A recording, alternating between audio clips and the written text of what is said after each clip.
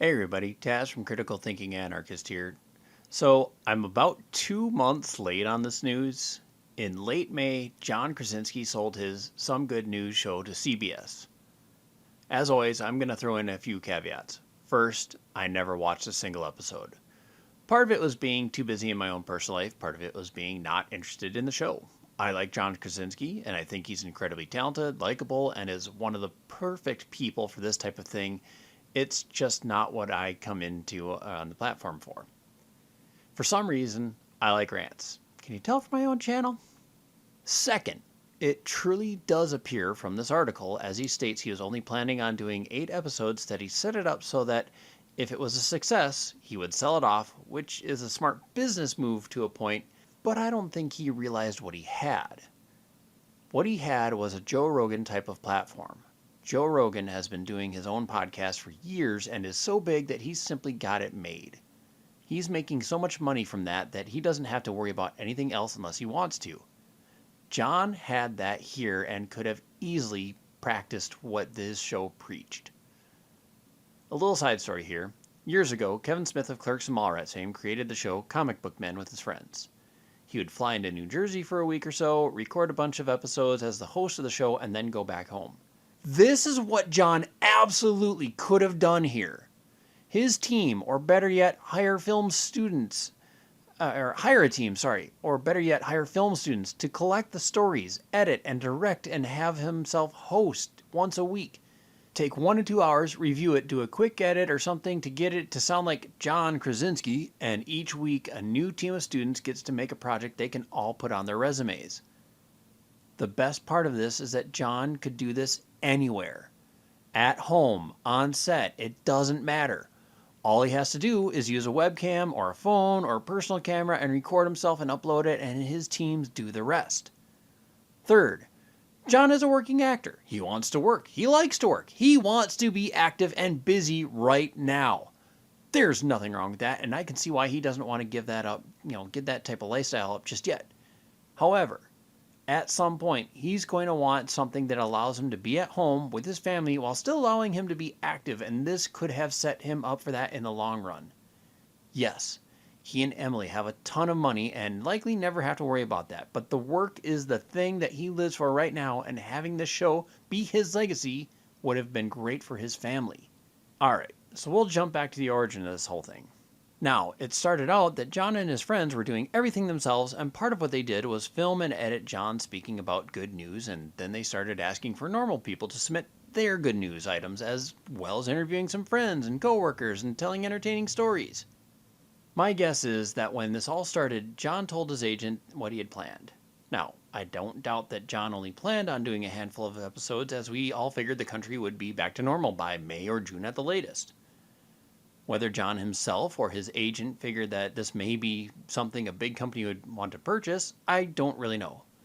I like to think that John truly was being altruistic and just wanted to do something good, and over the course of thinking about this figured out a way to monetize the idea. I'm also guessing that if his friends that were helping him weren't celebrities, the sale of the show was more for them than it was for he and Emily. After the first show, or first couple of shows, apparently there was a bidding war between large corporations to buy the show. Mainstream media corporations like Viacom CBS and even Disney ABC and Paramount NBC have all been trying to figure out how to break into YouTube. They all hate YouTube and independent creators because those people take away viewers from their shows. Even people binging on streaming services don't compare to television watching in its prime.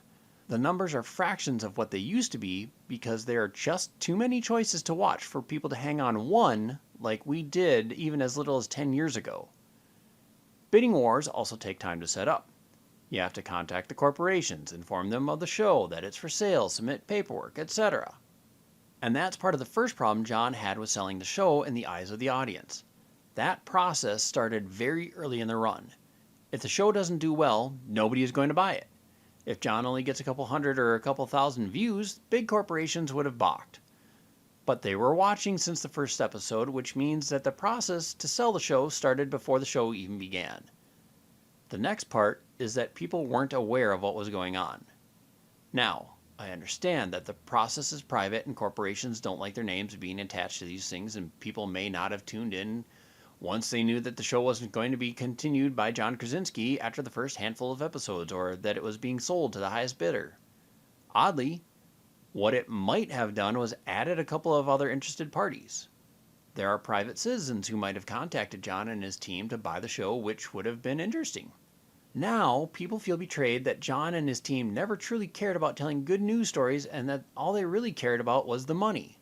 Again, I don't think John cares about money for himself. He and Emily make way too much that selling a small YouTube show, while profitable, couldn't have been a big enough deal for them.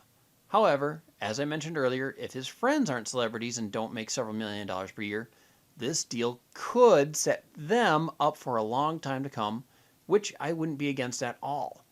If I were rich and had the ability to help my friends gain wealth while not giving them any of my own money directly, I would absolutely do so. How should John have handled this whole thing?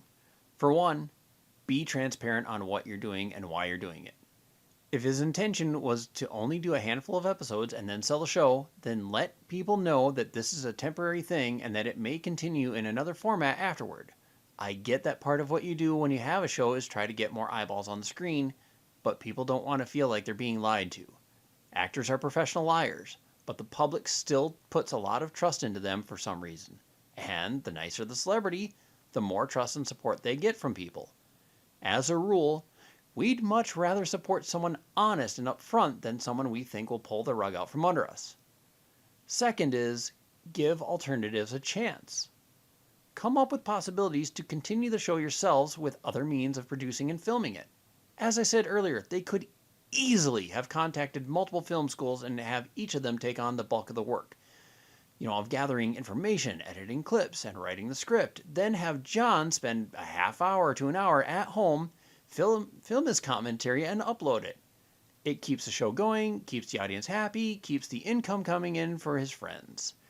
Third is, whatever you do, don't act like this is, quote unquote, just business, and you had planned this all along. Again, that was the biggest FU to the audience.